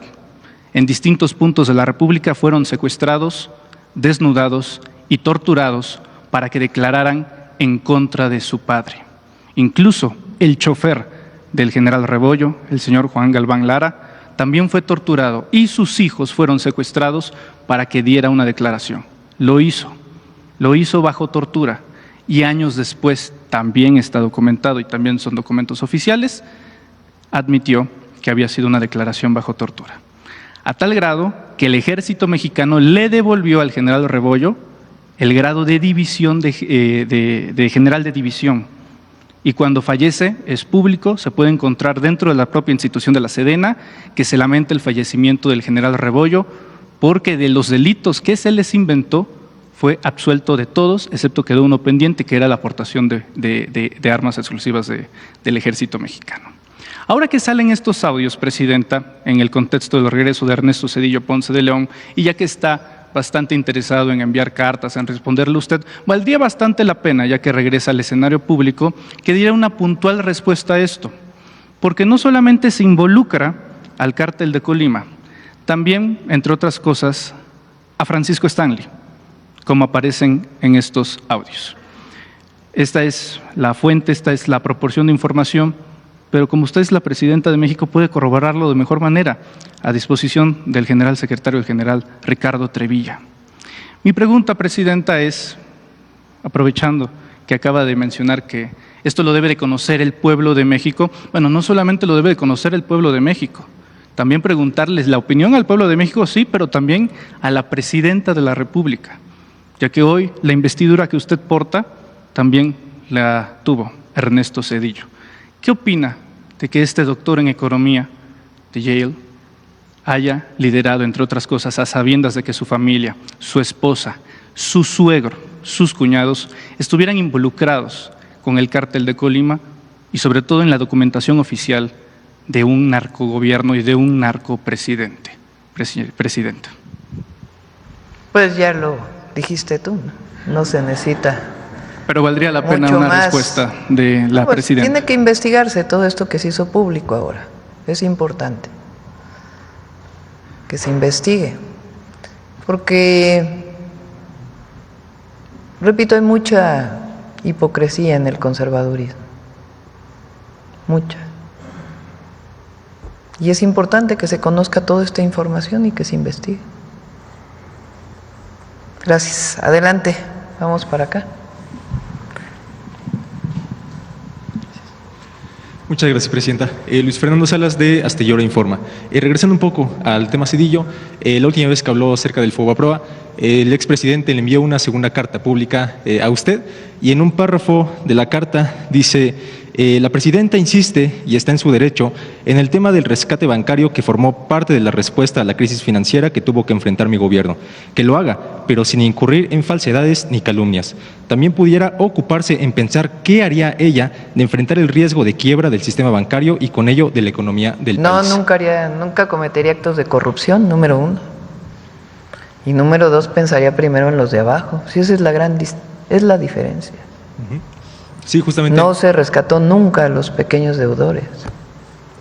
Y hay muchos ejemplos en el mundo, como bien menciona Pablo, de otras formas en que se rescató a los bancos.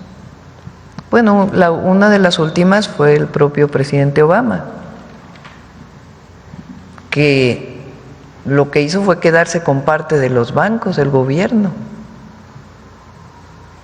y después venderlos, entre muchas otras opciones. Como bien dice Pablo, en aquella época había otras opciones que nunca se quisieron discutir con el presidente de la República. Él tomó sus decisiones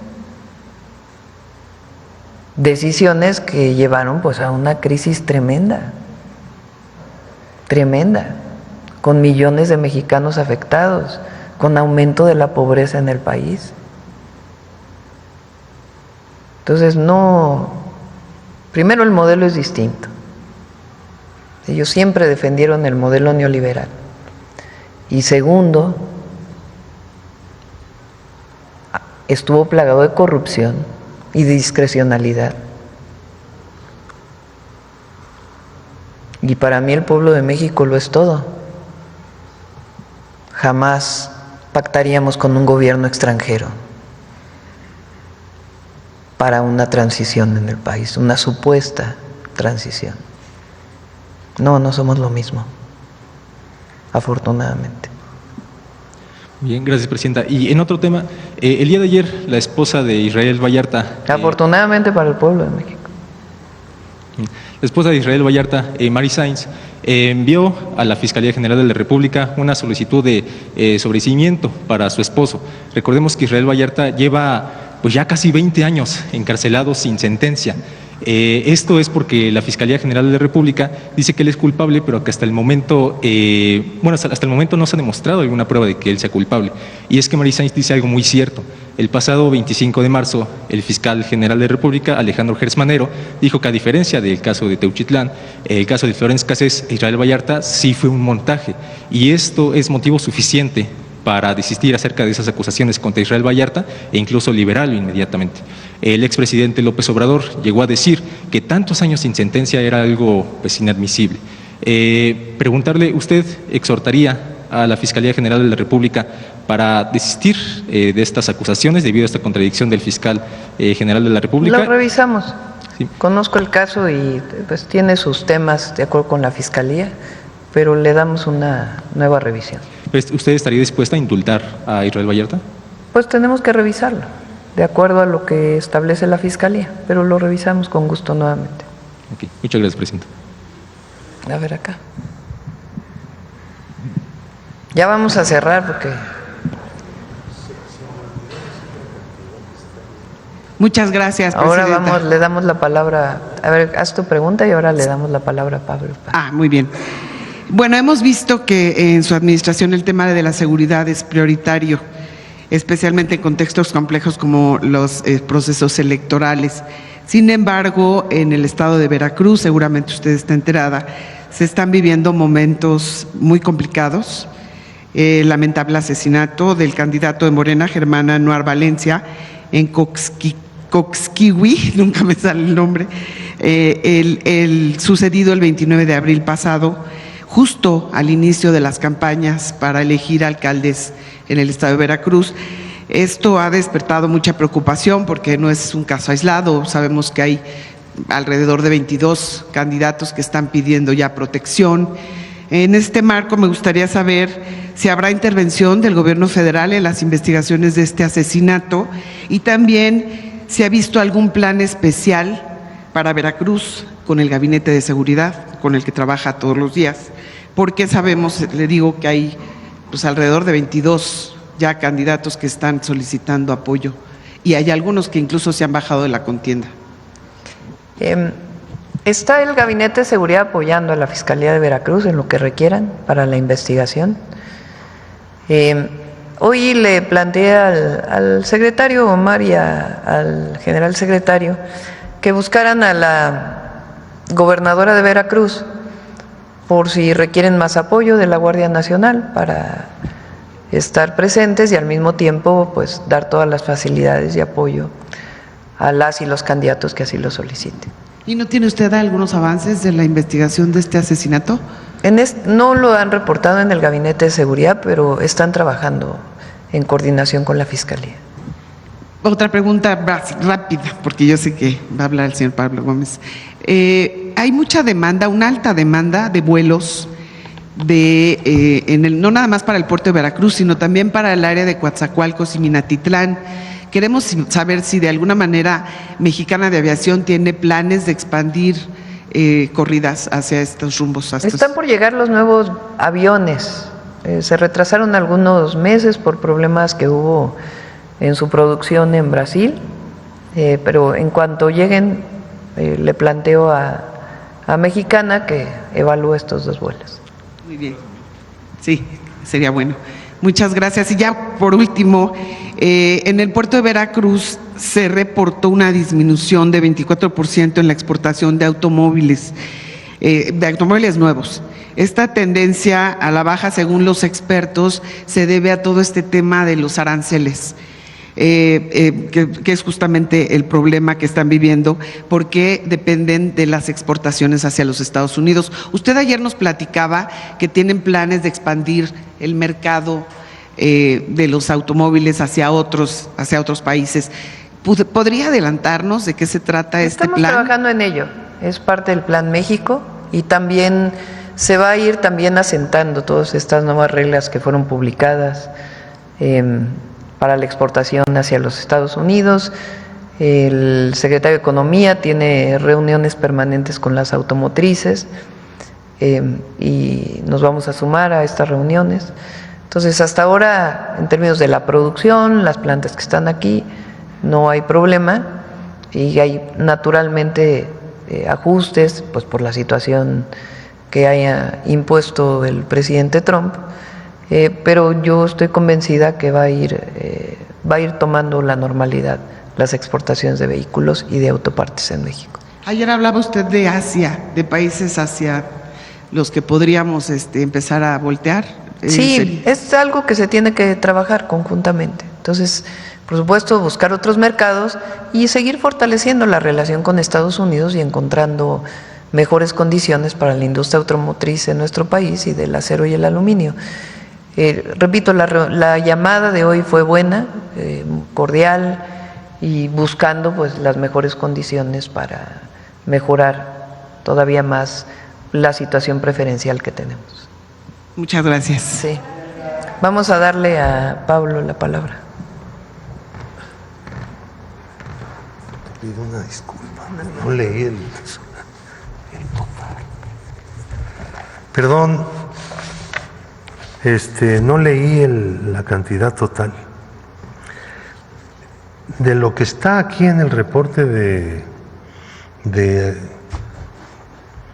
que le llamaron confidencial, pero que en realidad era secreto, de operaciones reportables identificadas durante el programa de evaluación integral de las operaciones del Fondo Bancario de Protección al Ahorro. Son 73.765.429.262. 73.000.7 millones, o sea, más o menos unos 7,000 millones de dólares. Esto fue lo que Cedillo, con la complicidad del PAN, ocultó. Y dicen que ahí estaba la auditoría. Ahí estaba. Dijo Cedillo ayer, ¿no? Ya, mucho descaro, ¿no? No. Digo, no hay derecho que nos traten así, ¿no? Que discutan, pero pues así no se puede.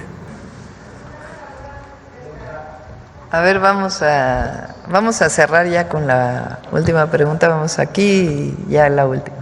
Mañana seguimos. Sí. Buenos días, Presidenta. Julio Mar Gómez de la Agencia de Medios Digitales del Pacífico. A propósito del 1 de mayo, Presidenta, en materia laboral hay mucho que celebrar. Precisamente el día de ayer se aprobó en la reforma de la Ley del Trabajo que protege a los trabajadores que reciben solo propinas.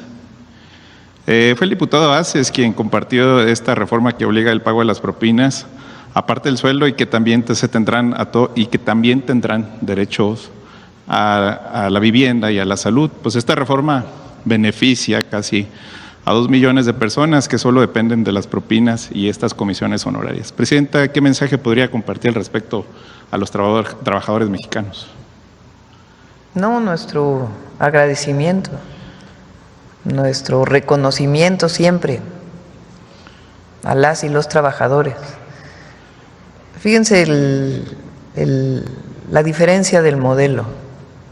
36 años sin aumento salarial, prácticamente, más que la inflación, y algunas veces menos.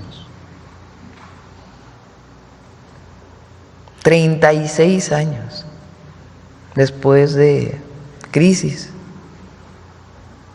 0 aumento salarial. Y ahora, pues es más del doble. Y nuestro compromiso es que sigamos aumentando el salario mínimo, que impulsa el salario medio, para que el salario mínimo alcance para 2.5 canastas básicas. Eso por un lado. Por el otro, estamos viendo distintos empleos, oficios, en donde los empleadores no cumplen con la formalidad del empleo. Por ejemplo, el caso que tú mencionas de trabajadores o trabajadoras, meseros, meseras, que establecen una relación en donde a veces ni el mínimo se pagaba y se complementaba con la propina, o que se complementa con la propina. El primer objetivo pues es que se pague el salario mínimo, porque eso está por ley, y que sea formal el empleo, es decir, que paguen IMSS. Eso es lo primero que tenemos que buscar. Así lo hemos ido haciendo con distintos sectores. Por ejemplo, el desaparecer el outsourcing fue uno de los grandes logros del presidente López Obrador para las y los trabajadores, porque antes el empleador contrataba a una empresa de empleo que a su vez contrataba a los trabajadores, pero estamos hablando del más alto nivel, bancos, por ejemplo, que hacían outsourcing con sus trabajadores, y que esas empresas de empleo pues a veces no reportaban la cantidad de empleados que tenían. ¿Para qué? Pues para defraudar al fisco, tanto los impuestos como al seguro social. Se quitó el outsourcing y eso ha sido muy bueno, porque ahora todos los trabajadores tienen que tener su empleador, su patrón, y tienen que pagar el seguro social.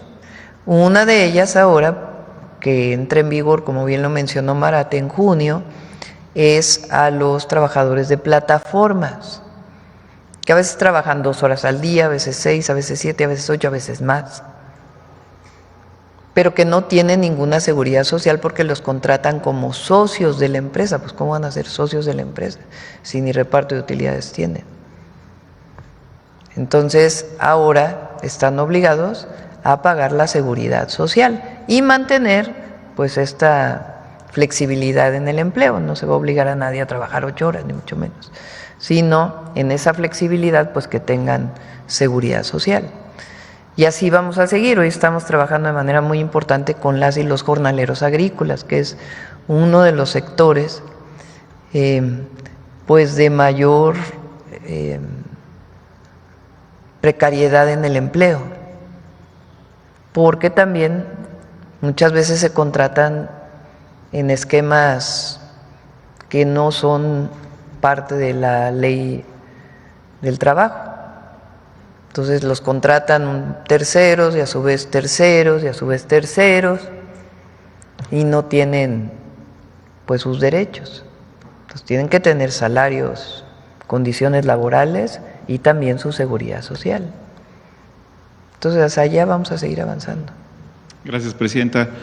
En otro tema, hoy el Congreso de Sinaloa va a votar por el desafuero del alcalde de Ahome, el morenista Gerardo Vargas Landeros. Lo quieren desaforar por comprar 126 patrullas en adjudicación directa, pero la ley lo faculta para hacerlo. Además, no se encontraron sobreprecios ni nada así. Esto sucede cuando llegó a la alcaldía, solo había 7 funcionando. Ahome está dentro de los 10 municipios más seguros del país. La Fiscalía a cargo de Caludia, Zulema Sánchez, al parecer quiere poner un ambiente caliente para políticamente hablando, con una estrategia similar a la de Vicente Fox con los desafueros. En Ahome, Presidenta, se está construyendo una fábrica de fertilizantes con una inversión de $500 millones y está por iniciarse la construcción de una fábrica de etanol y producción, una fábrica de hidrógeno verde que con una inversión de más de $2.300 millones. Presidenta, ¿qué opina de la estrategia de los desafueros que intentan descarrilar también enturbiar los ambientes políticos, considerando que Ahome es de uno de los municipios más seguros en Sinaloa? Pues que sigan bien las cosas, es lo único que yo opinaría. Que si van a opinar los diputados locales, pues que revisen bien los casos. Y que en todo caso los temas políticos pues no se lleven a estos temas, si es que es un tema político. Y si es un tema de desviación de recursos públicos, pues que se haga bien la investigación por parte de los diputados y qué opinen. Por último, Presidenta, usted en reiteradas ocasiones ha comentado la necesidad de reformar el Poder Judicial para garantizar a los mexicanos una justicia pronta y expedita. Sin embargo, en casos donde hombres son acusados falsamente, el sistema parece fallar en la investigación con imparcialidad, lo que deriva en graves injusticias. Le expongo el caso del señor Antonio, quien lleva 2 años en prisión debido a una denuncia por abuso sexual sin pruebas contundentes presentada por Adriana, madre de sus hijos. Pese a la falta de evidencia, su defensa ha enfrentado obstáculos sistemáticos, pruebas y peritajes desechados, tratos inequitativos y presuntas irregularidades por parte de los jueces. Juana, Erika Ordóñez, Ismael Alcántara, Edgar Agustín, y la magistrada María del Rocío, quienes habrían ignorado elementos clave a favor del señor Antonio, mientras la señora Adriana reclama $200,000 mensuales de pensión alimenticia y más de $2 millones por supuestos ingresos no percibidos. Este caso refleja un patrón: hombres prejuzgados como culpables sin derecho a una defensa justa. ¿Qué acciones concretas tomará? ¿Un patrón? Eso sí no sé. Bueno, sistemáticamente hablando. No, no lo creo. Una cosa es que menciones tú que hay un caso en particular que tiene que revisarse y otra cosa es que haya un patrón, claro, de hombres mal acusados. Sí, ¿no? Esto refiere a los jueces que ya les mencionaba. Bueno, sí, pero sí, una cosa es una cosa y otra cosa. A estos jueces que están con este mismo patrón y sistema, a los que había mencionado anteriormente, no generalizando todos los casos. Por eso hice precisión a quién eran estos arbitrariamente llevaban este caso. Y pues bueno, Presidenta, ¿qué acciones concretas tomará el gobierno de México para evitar que este sistema judicial pues sea utilizado en perjuicio de a veces ciudadanos que son inocentes? Pues hay que garantizar la equidad procesal y los derechos humanos para todas las partes de una manera igual. Pues por eso es la reforma al Poder Judicial, pero en particular en este caso que se revise, pero podemos poner muchísimos casos, claro, de que en donde no hay una visión de protección a las mujeres. Entonces, pero si hay una injusticia, que se revise. Con gusto le puedo compartir todos los datos de pruebas y demás que se han desechado. Presidenta, ya por último, el plan hídrico que presentó en días pasados, el día 23 de abril de 2025, el senador Armando Ayala de Morena, del estado de Baja California, presentó una proposición con un punto de acuerdo por medio del cual solicita a la Comisión Nacional del Agua que reactive el análisis que se había hecho anteriormente respecto a la viabilidad del plan hidráulico del noroeste, el Filino, el cual consta de llevar desde Nayarit hacia los estados del norte como Baja California, Durango y Sinaloa el agua. Con base al Plan México que usted presentó, Presidenta, se pretende acelerar los proyectos de obra pública para el 2025. ¿Usted considera que es factible que ante la grave sequía que enfrentan los estados del norte, los proyectos de construcción de obras para garantizar el derecho humano al agua y de los millones de habitantes de estos estados de la República podría considerarse como un proyecto estratégico de agua para que se pueda abordarse durante este sexenio? Obviamente, acelerar la licitación de 37 proyectos estratégicos de agua que incluyen tecnificación, saneamiento de ríos, presas y obras mayores. ¿Esto ya no podría entrar, Presidenta, a su plan hidráulico? Es un proyecto de muchos recursos económicos y tiene sus impactos ambientales también. Se puede analizar, no nos negamos. No necesitan poner puntos de acuerdo para eso. Muy bien. Muchas gracias. Bueno, gracias a todas y a todos. Vamos a cerrar con Mujeres en la Historia.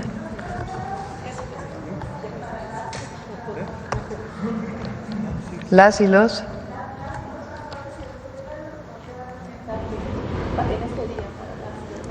Un mensaje del secretario del Trabajo para las y los trabajadores y luego vamos con Mujeres en la Historia.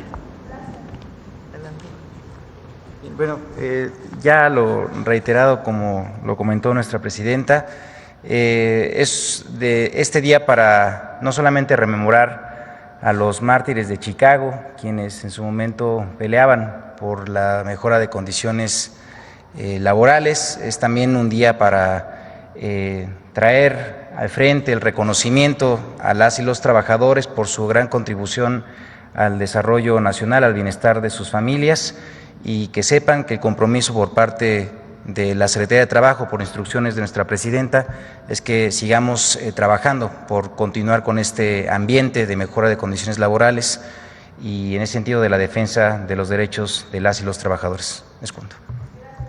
Vamos.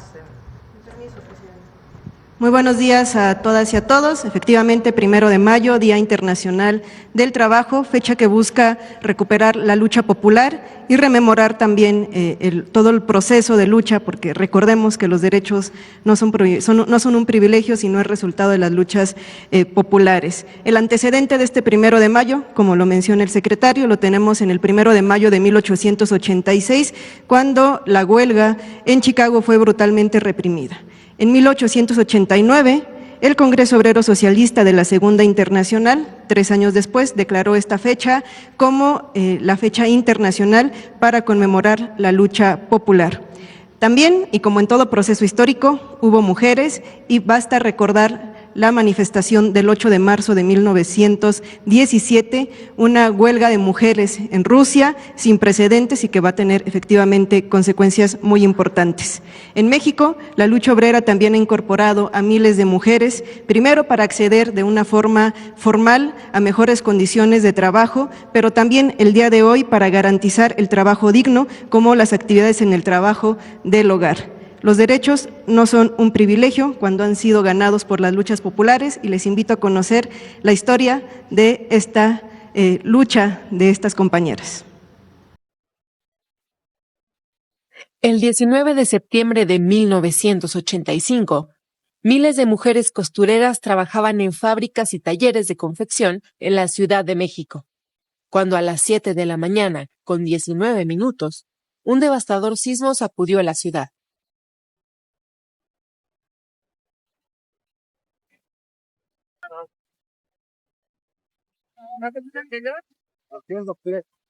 Algunas mujeres lograron salir a tiempo, pero muchas otras quedaron atrapadas entre los escombros. Más de 800 talleres de costura, muchos de ellos clandestinos, quedaron destruidos, en parte por el peso excesivo de la maquinaria y los rollos de tela. Mientras los familiares y las trabajadoras sobrevivientes, apoyadas por rescatistas ciudadanos, hacían lo imposible por salvar a sus compañeras, los dueños sacaban materiales y maquinaria. El gobierno se tiene que encargar porque somos mexicanos, pero los patrones se deberían de encargar porque es gente de ellos, trabajaban para ellos, los engordaban a ellos. Yo le dije que yo no estaba aquí para cuidar garras, que yo estaba para ayudar a las compañeras de trabajo. También queremos darle las gracias al pueblo, que el pueblo nos dio la ayuda. Con la tragedia salieron a la luz las terribles condiciones laborales de las costureras, salarios injustos, jornadas extendidas, falta de seguro social, trabajo infantil, castigos. Miles de costureras quedaron sin indemnización y desempleadas. ¡Unidas! Ante las denuncias y movilizaciones, el entonces líder de la Confederación de Trabajadores de México, Fidel Velázquez, declaró: Yo no tengo nada que ver con las costureras porque en mi casa me cosen la ropa. Las trabajadoras de la costura comenzaron a organizarse para exigir el respeto a sus derechos laborales. En octubre de 1985, registraron el Sindicato Nacional de Trabajadoras de la Industria de la Costura, Confección, Vestido, Similares y Conexos, 19 de septiembre. Acaban de decir uno de los estatutos es no traicionarnos. Por lo tanto, sea un lema en este sindicato: justicia y verdad para todos los trabajadores. ¡Que viva nuestro sindicato! ¡Viva compañeras! ¡Y aquí intentamos nuestro! ¡Cambiarles costureras! ¡Costureras! ¡Unidas! ¡Jamás serán vencidas! Mira, hace 10 años no se daba un registro de un sindicato independiente, menos de mujeres. ¡Unidas! ¡Jamás serán vencidas! Un año después, en 1986, las costureras también formaron cooperativas. Sí hay diferencia. Antes trabajábamos para el patrón y ahora trabajamos para nosotros.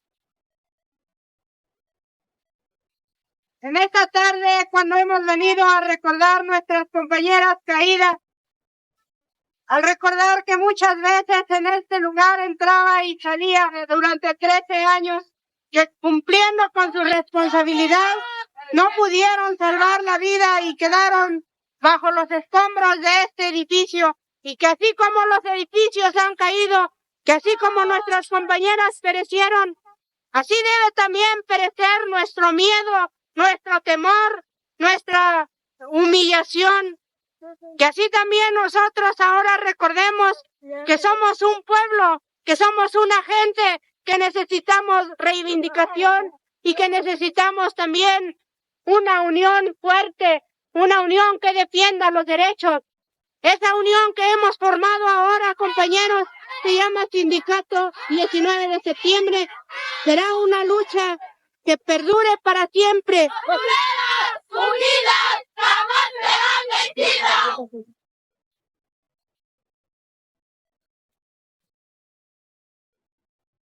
Y como en esta sección nos gusta recuperar a nuestras antecesoras, pero también hablar de las mujeres del presente, las imágenes y el testimonio que vimos en esta cápsula son del documental No les pedimos un viaje a la luna, que fue uno de los primeros documentales realizados por un equipo solamente de mujeres, uno de los primeros en nuestro país. Así es que queremos agradecer a estas mujeres que lograron documentar estas historias. Mari Carmen de Lara, María Eugenia Tamés, Maripi Sainz y Penélope Simpson.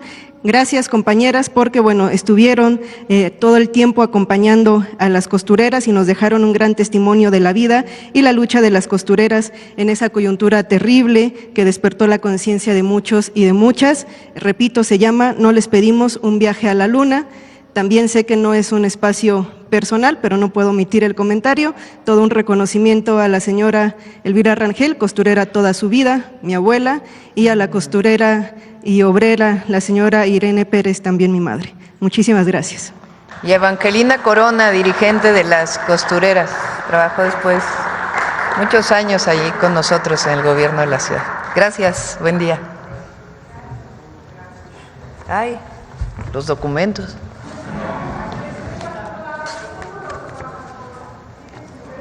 ¿Puerta cerrada? Sí, esa puerta cerrada. Sí, va a haber un boletín, sí, por supuesto. Gracias. Sí. ¿Cuánto se debe todavía de Fobaproa? Les doy el dato mañana completo, a ver si viene Edgar. Gracias.